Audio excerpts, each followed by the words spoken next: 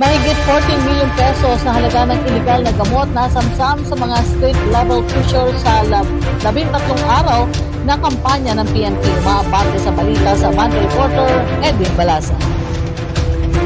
Umaabot na sa mahigit 14 milyong pisong halaga ng iligal na gamot ang nakumpiska ng Philippine National Police sa 13 araw nilang operasyon sa mga street drug pushers mula Mayo 4 hanggang 17 sa buong bansa.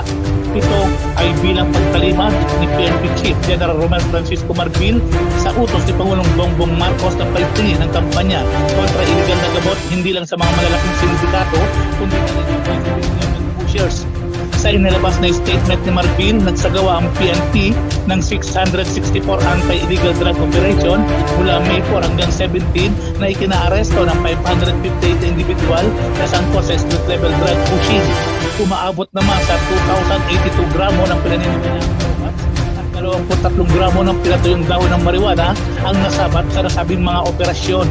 Nanawagan naman si Marbil sa publiko na manatiling aktibo at mapagmatsyag at agad i-report sa pulisya ang mga drug-related activities sa kanilang lugar.